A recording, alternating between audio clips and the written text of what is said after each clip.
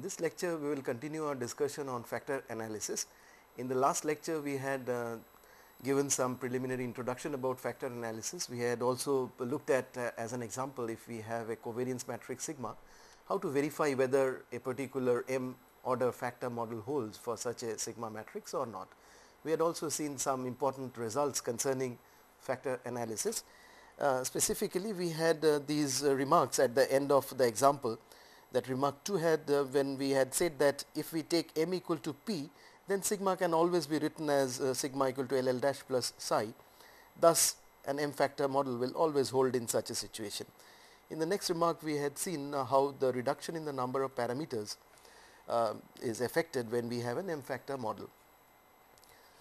Now, let us look at the next important thing, which goes as remark 4.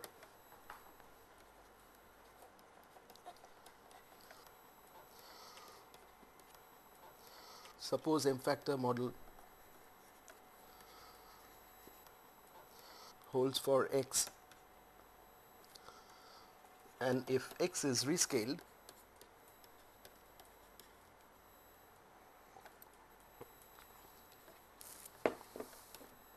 that is, if x is transformed to dx, wherein this D is a diagonal matrix. Remember, this is p by 1. So, this is a diagonal matrix d1, d2, dp. Then m factor model also holds for the rescaled variable, that is y. So, we have got this D to be the diagonal matrix, which is p by p order. So, the m factor model will also hold for y.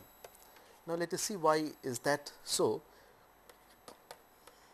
Now, this is what the remark says. Now, since m factor model holds for x,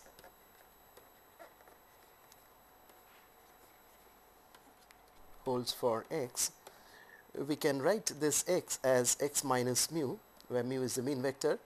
This is equal to L f plus epsilon, where L is a loading matrix, f is a vector of m specific factors, f is a vector of m common factors, and epsilon is the vector of p specific factors.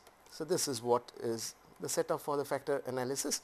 Now, if we pre-multiply this equation by this diagonal matrix D, what we get is that this dx minus d mu, that is equal to d LF plus d epsilon. Now, this dx we had earlier denoted by y. So, let that be equal to y, and let us denote this d mu by nu, that is equal to,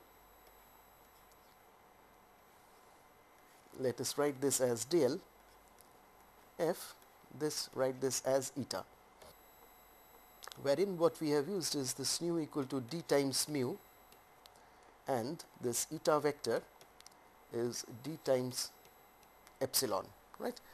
Now, this particular form here will represent, now this is an p by 1 dimensional random vector here. Now, this we can denote as some L star, say, that f plus eta. So, this looks as if it is an m factor model for this random vector y, provided the assumptions that we had usually in mind for the factor analysis model holds. Now, the vector of the common factors remains exactly the same. So, this is m by 1 vector. Now, what is the order of this eta? Eta, as it is defined, it is p by 1. Now, expectation of f, of course, nothing has changed from the previous equation. This will be equal to a null vector. Then the covariance matrix of this f vector, that would be an identity matrix of order m, because this is the m factor model for the random vector x. Now, concerning this eta, expectation of this eta vector will be expectation of d times epsilon. So, that will be equal to a null vector, and furthermore this covariance matrix of eta, this is equal to the covariance matrix of D times this epsilon vector. Now epsilon, as it is given here, this epsilon will have a covariance structure, covariance of epsilon equal to psi matrix, which is a diagonal matrix. That's what is the assumption for an M factor model. So that we will have here as D psi matrix times D transpose. So what would be the characteristics of this particular matrix? This matrix will also be a diagonal matrix, as we have this D and also D prime, which is exactly the same. So they are diagonal matrix. Psi, the starting matrix, is a diagonal matrix, and also we will have the covariance between F and eta. This would be covariance between F is unchanged, so this is D epsilon. Now expectation of F is equal to 0, so this is equal to expectation of F epsilon transpose times this D transpose. Because this F and epsilon are coming from the original M factor model, we will have in this particular model furthermore that covariance between F and epsilon, this would be equal to a null matrix, and hence this is what we will also have a null matrix.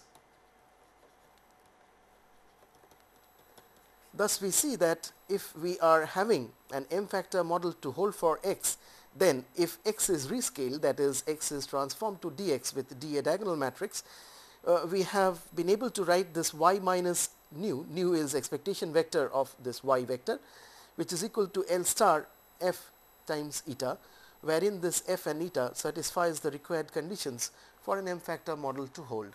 So this will imply that M factor model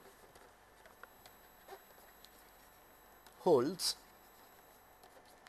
for y equal to dx. Right. Now we will look at the next important remark. This would be remark number 5,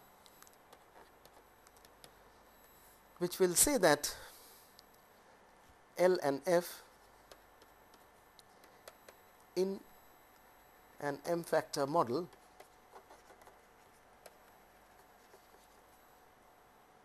are not unique. That is, it states that if we have a random vector x and we are looking at expressing that random vector in terms of an M factor model, then this L is what is the matrix of factor loadings and F is the vector of our M common factors. The choice of L and F are not unique. Now why do we say so? Let us try to understand what we are trying to achieve. Suppose x, this is a p by 1, has M factor model, or an M factor model holds for x, we will be able to write x minus mu to be equal to LF plus epsilon with the corresponding assumptions on F and epsilon to hold. Now on the right hand side, if we introduce an orthogonal matrix gamma, gamma transpose, then nothing will change as such, wherein this gamma is such that it is an orthogonal matrix, so that gamma gamma transpose is equal to an identity matrix. Now if we have this x minus mu written in terms of this, that is, in other words, we can write this x minus mu equal to L star, wherein L star is L times gamma, and this is, say, an F star vector where F star is this gamma prime F, this plus epsilon. So we have a new loading here, and this F star, the new vector, this is an M dimensional vector, it needs to satisfy the conditions in order to say, in order that we can say that this is an M factor model for this random vector x. Now there is no change in epsilon, so this expectation of epsilon is still a null vector, and the covariance matrix of epsilon is psi, the diagonal matrix, which is coming from the previous formulation. Now this F star is such that F star is equal to gamma prime F vector. This is such that expectation of this F star will be equal to expectation of this gamma prime f. This will be a null vector because this f has got expectation as null vector. Then the covariance matrix of this f star will be equal to the covariance matrix of what we have defined as gamma prime f. So this is gamma prime f. This will be equal to gamma prime. This will be equal to gamma prime, then covariance matrix of f times gamma. Now covariance matrix of f, because f is the vector of common factors coming from the m factor model, so this is an identity matrix. So this will be gamma prime gamma. This will be an identity matrix, right? So this is what is concerning the covariance matrix of f, and furthermore the covariance between this epsilon, because epsilon is unchanged here, so we need to look at the covariance matrix of epsilon and f star. So covariance matrix of epsilon and f star, this is equal to the covariance matrix of epsilon and this gamma prime f. This is equal to expectation of epsilon f prime. This would be an f prime times this gamma matrix. Now the relationship between epsilon and f is the vector of common factors in the original m factor model, and hence we will have the covariance between epsilon and f to be equal to 0, a null matrix that multiplied by this gamma is also a null matrix. So that if we have written this particular model as in here, we are having f star such that expectation of f star is equal to 0. Covariance matrix of f star is an identity matrix of order m, and the covariance matrix of epsilon and f star, that's equal to a null matrix. Epsilon of course is unchanged, and hence that has got expectation equal to a null vector, and covariance matrix diagonal psi matrix. This will imply that this x minus mu equal to L star f star plus epsilon is an m factor model for x.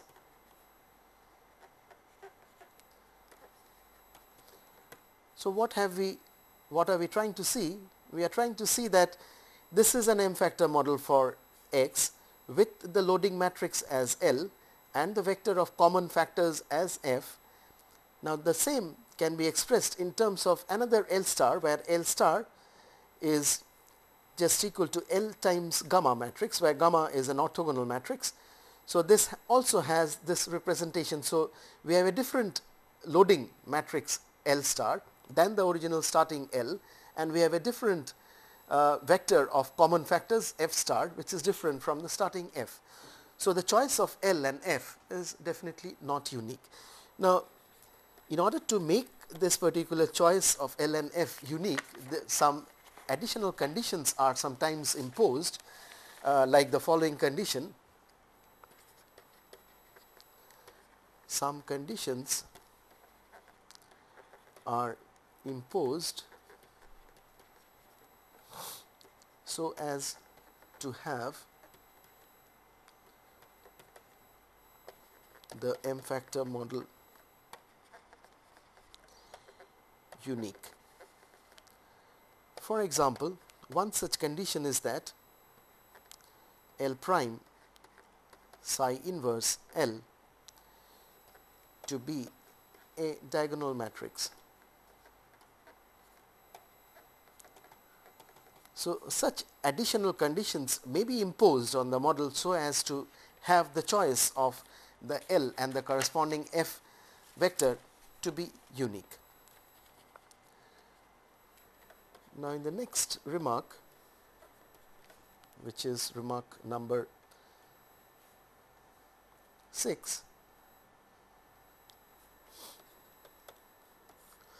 which remark number 6 talks about non-existence of proper solution for M factor models. Now, in some situations, suppose we start from a variance covariance matrix as in sigma, we might get after the solution. Now, let me just write it, sigma equal to LL dash plus psi is what would lead us to believing that an M factor model holds for the original set of random variables p dimensional x. Now, in some situations, starting from a sigma matrix, we might still be able to solve this particular equation, but we might be getting psi i's. So, if we have psi i's negative, then the solution is not a proper solution. Why do we say so? What are psi i's? Psi i's are the specific variances. So, those are the variances of specific factors. Now, they cannot be negative, and hence if in some situation by solving such an equation in order to verify whether an M factor model holds for x, if we get in the solution that psi i's are negative, then the solution is not a proper solution. Now, such a situation is referred to as the Haywood case.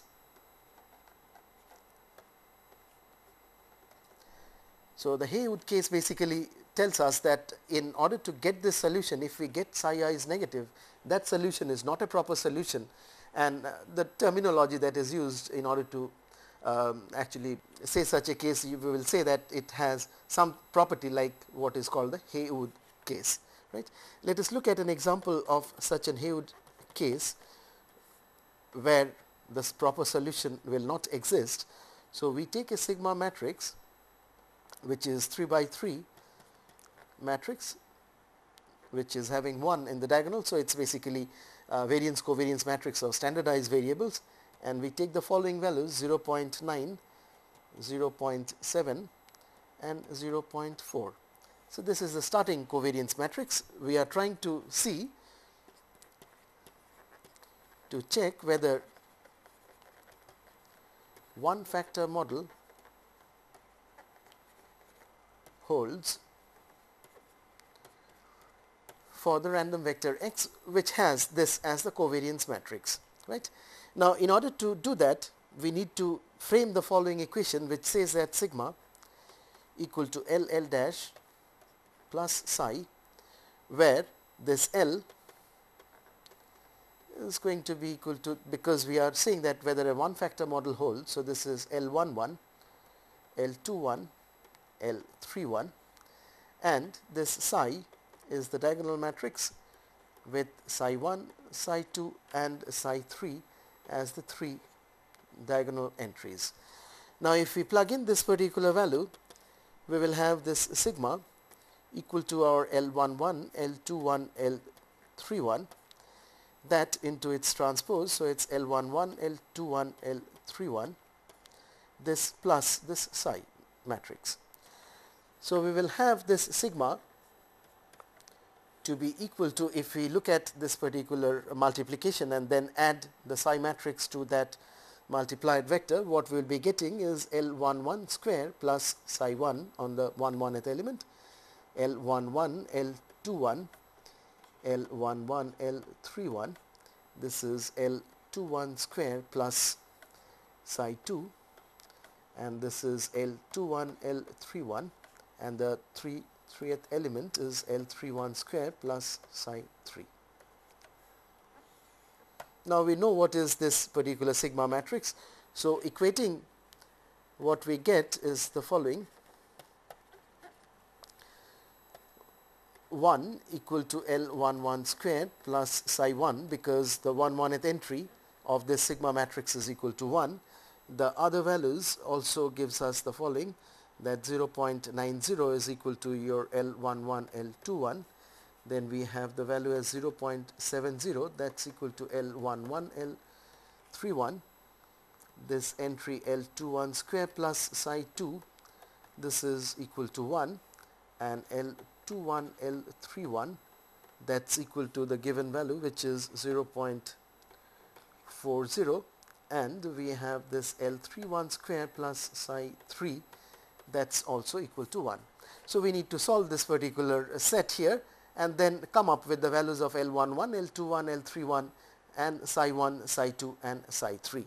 Now if we use first these two equations, this L11, L31, that's equal to 0.7, and L21, L31, that's equal to 0.4. So this will imply, because L31 is common out here, we will have this L21 equal to 0.4 by 0.7 times L11, right?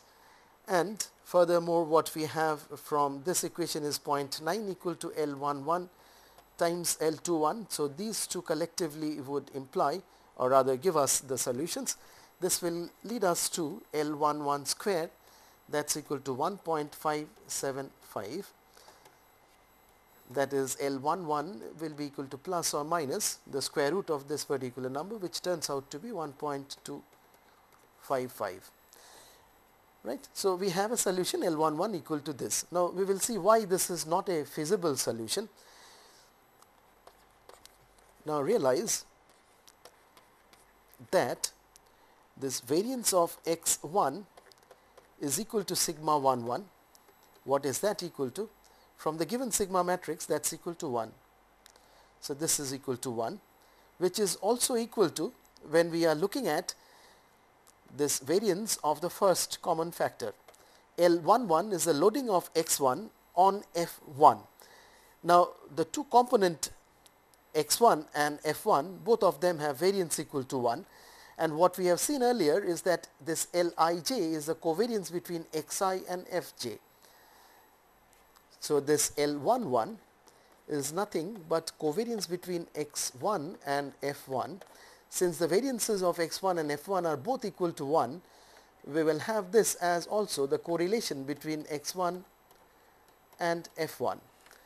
Now the solution what we have got is L11 equal to plus or minus 1.22, which is an absurd value.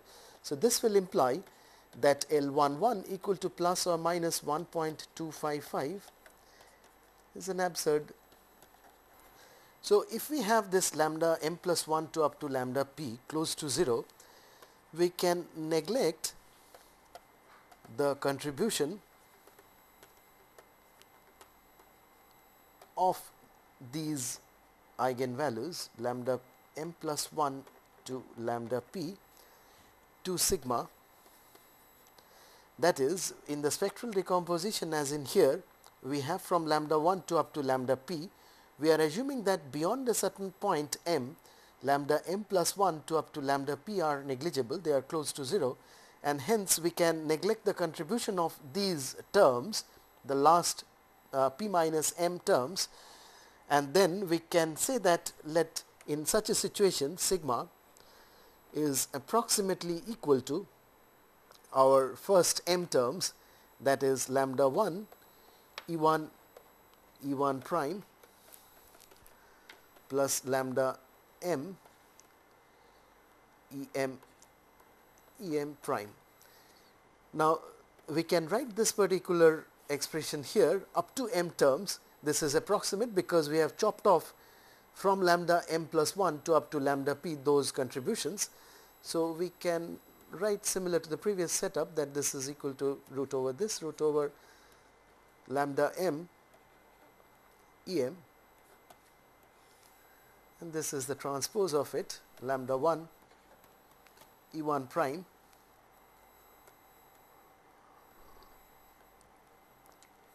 root over lambda m em prime, right. So if sigma is approximately equal to this, we can take the variance of the specific factors,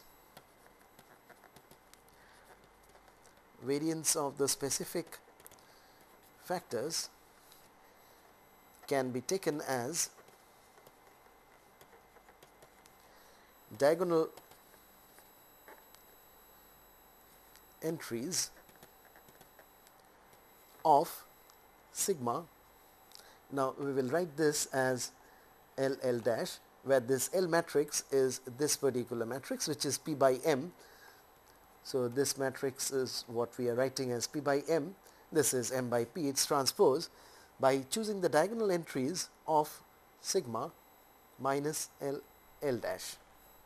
That is, what we are having is this psi I equal to sigma I minus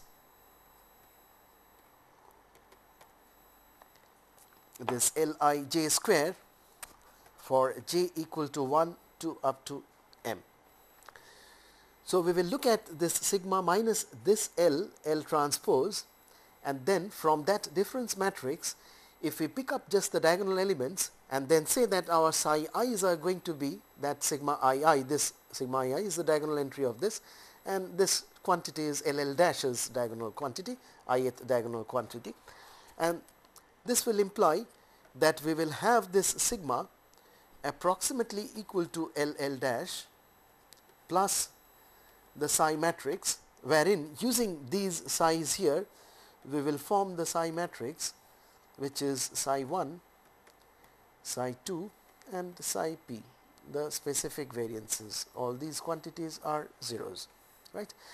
Now in this approximation, note that the diagonal entries of sigma would exactly match with the diagonal entries of LL dash plus psi, because LL dash is up to this particular term EM or lambda m terms, and psi is what we are taking as the diagonal entries of this particular difference matrix, and hence this sigma being approximated by LL dash plus psi, this approximation, in this approximation the diagonal entries will be exactly equal to 0, and the off diagonal entries of sigma and LL dash plus psi will differ.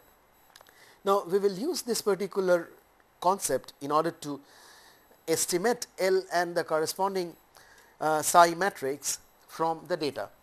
So what we will now look at is applying the above procedure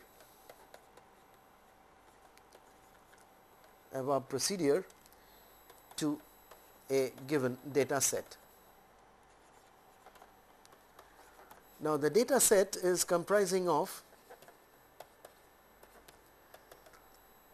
x1, so that is the first p dimensional realization, x2, this is the second p dimensional realization, and this is say xn, which is the nth p dimensional realization. So these are the realizations which we have as the data set.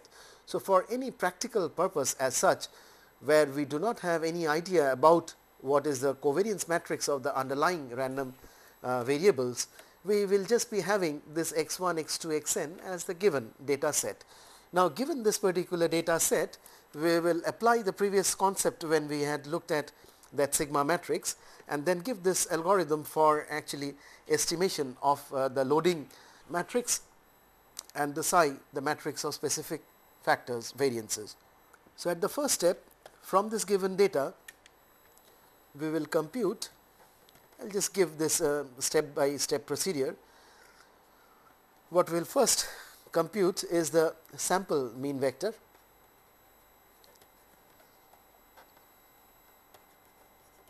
the observed sample mean vector. Given this is calculated, we will calculate the deviation vectors. Deviation vectors are given by this xj minus x bar quantities. Now using these deviation vectors, or otherwise using the deviation vectors, compute the sample variance covariance matrix, the sample variance covariance matrix, say is given by this capital S.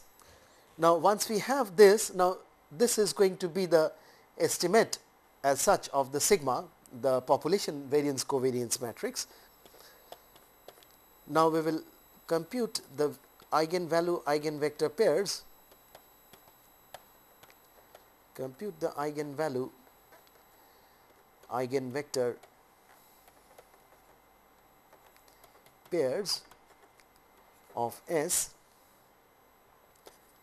say those are given by lambda 1 hat, E1 hat, lambda 2 hat, E2 hat, and now this is a p-dimensional p-dimensional observations, n of them. So the variance covariance matrix is also p-dimensional, and we will have these as the corresponding eigenvalues and eigenvector pairs.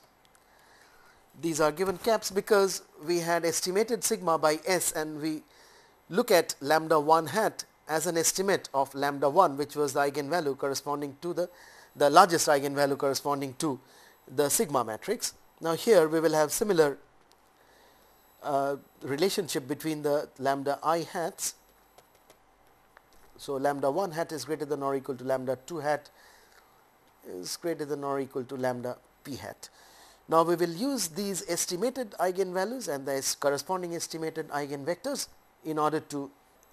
So in the fifth step here, let us say that m less than p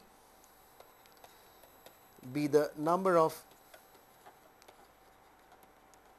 common factors that we are going to choose, then the matrix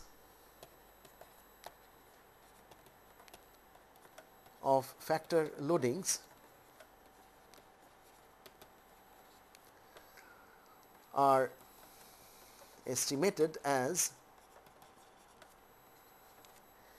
this L hat, which is going to be equal to root over lambda 1 hat times this E1 hat root over lambda 2 hat times E2 hat, and so on. This is root over lambda m hat, where m is the number of common factors that we are choosing, and this is going to be this em hat, right.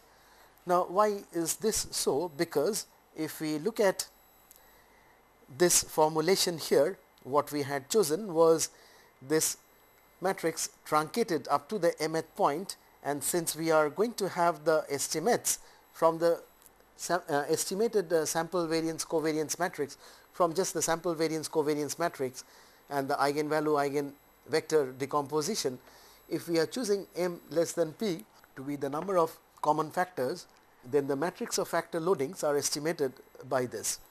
Now once we have this factor loading matrix as this, the next step would be to estimate the specific variances. So what we will have is the following: the estimated specific variances,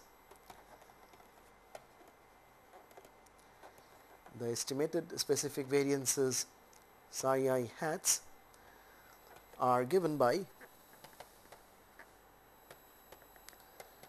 the diagonal entries of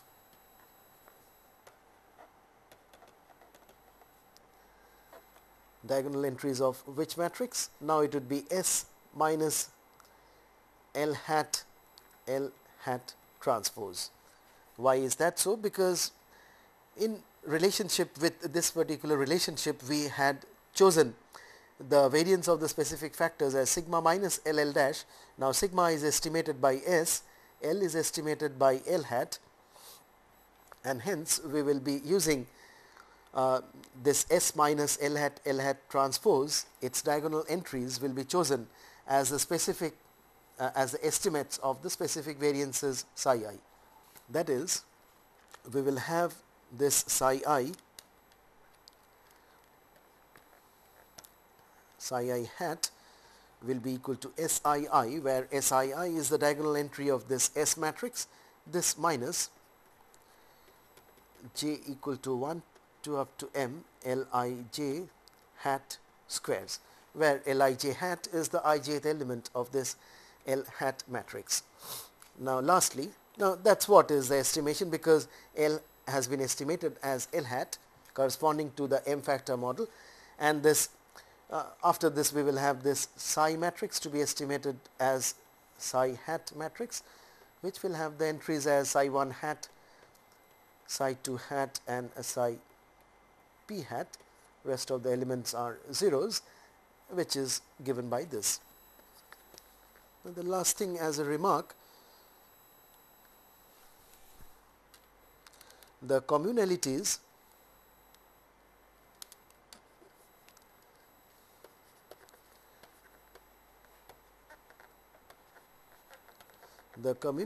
are estimated as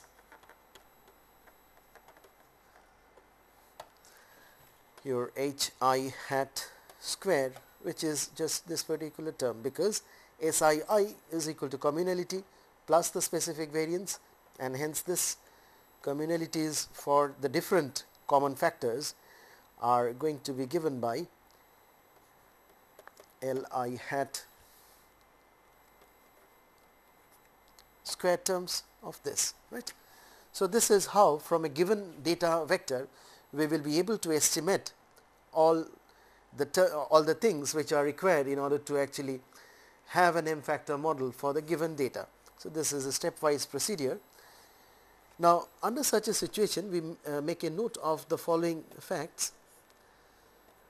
The first note says that for a principal component solution,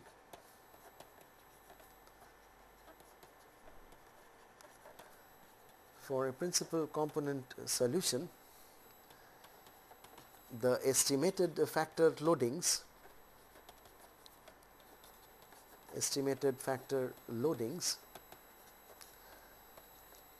does not change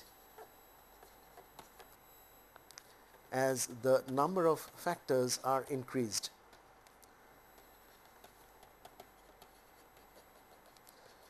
What it is trying to convey is the following message, that suppose we have an M factor model, we have estimated the factor loadings and the specific variances for an M factor model.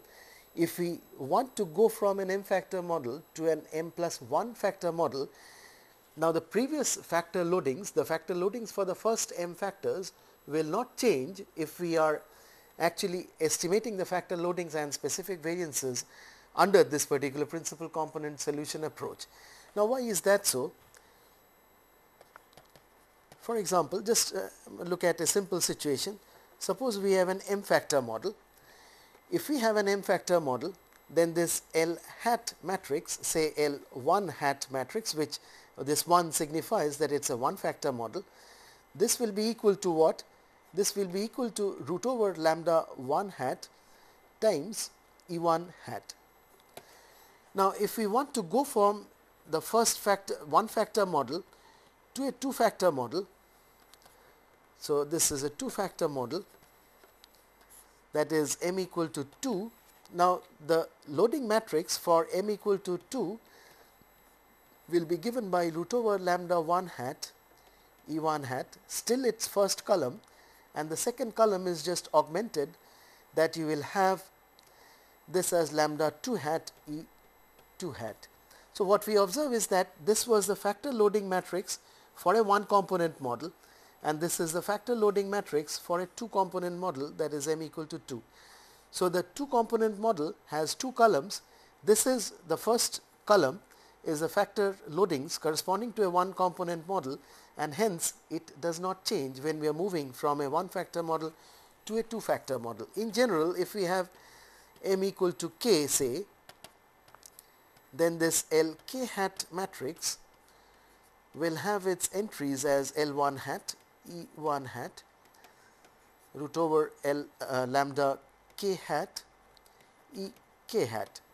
Now, if from M equal to k we want to move ahead and have a k plus 1 factor model for some reason, then what we will be having as this factor loading matrix for this k plus 1 dimensional factor model will just be this factor loading matrix corresponding to this k factor model. This will be augmented by one more column, which is lambda k plus 1 hat times E k plus 1 hat. So, as such, as we are seeing here, that the previous factor loadings are not going to change if we are moving from a lower order factor model, say kth order factor model, to a k plus 1th order factor model. Now, when we are using this principal component approach, principal component method for estimation of L and psi, we are making some approximation, as we have seen in here, that we are going to approximate this L, this S in terms of LL hat, this one, I will just write it here.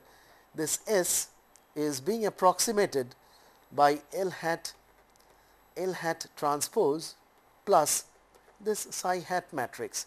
This is similar to the approximation that we had used for sigma matrix. So, this approximation is of what nature? If we look at the diagonal entries of S, they are going to match with the diagonal entries of this L hat transpose plus this psi hat matrix. Only the non-off diagonal entries of the two matrices S and L hat transpose and psi are going to differ. So, the following result gives us a measure of closeness of approximation .